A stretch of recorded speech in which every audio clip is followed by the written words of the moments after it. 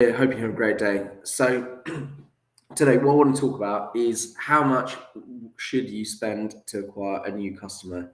So what I mean by how much should you spend to acquire a new customer, and actually before I go into that, let's just quickly talk about our quarterly planning day, which is on Wednesday, the 7th of December. And if you're watching this in the future, that's 2022, but we'll be holding many more.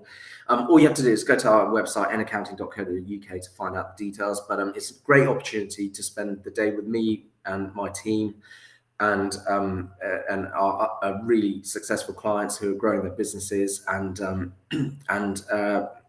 it's also a great opportunity to learn from the guest speakers that we've got, and then walk away with a solid plan on how you're going to grow your business. So if you want to find out more about that, as I mentioned, go to our website.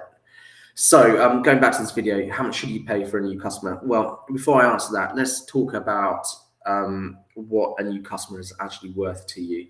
So if you a lot of people out there, they don't start businesses, they actually go and buy businesses. And typically, if they go and buy a business, they might pay a multiple of the profit that business is making, or they might pay a multiple of the turnover of that business, depending on the industry, right? So, but at the very least, well, there's no standard, but what I've typically seen is, at the very least, someone will pay like at least 1 or 2 times what that customer spends with your business. So, and that's per year, right? So let's say you've got a customer who essentially spends £1,000 a year.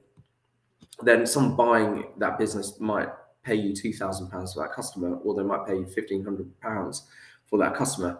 So that's something to think about, because what you're saying is, if you got that customer, you could potentially sell that customer on to someone else, because when you sell your business, you're selling that customer on. So if you sell your business, so if you identify a customer has value, and then you're saying, okay, well, I bring a customer that's paying me £1,000 a year, and I can sell that for 1,500.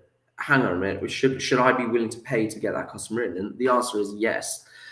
You should absolutely be willing to pay to get that customer in. And some of the standards I've seen, just when I've been talking to businesses and talking to experts, is, typically if a customer brings in £1,000 a year, and you're confident that they're going to continue bringing in £1,000 a year for the next few years, then you might be willing to spend like 10 to 40% of that customer's value. So for a customer that's bringing £1,000 a year, you might spend £100 acquiring them, or you might spend £400 acquiring them.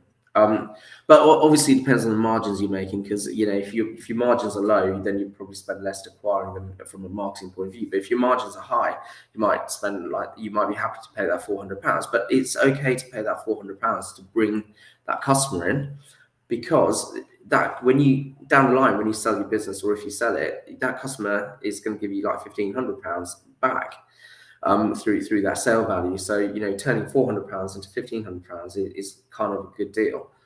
Not to mention, in all the time between you getting the customer and then potentially selling the business, you will also have been earning a profit from the work that you've been doing for that customer as well. So it's the lifetime value plus the resale value of that customer is substantial. So, and the reason I wanted to really do this video is, so many business owners I talk to just have no idea what their marketing budget is, and marketing sales budget, and I think that's really what is holding them back, because what someone should really be doing is setting themselves a target for their marketing spend and sales spend. So if you spend like 200, if your target for that £1,000 a year customer is £400 to acquire them, then you've got to start thinking about how you're going to spend that £400. You've got to start thinking about, is that going to be through pay-per-click advertising? Do you have to hire a salesperson to convert them? Do you have to pay the salesperson a commission?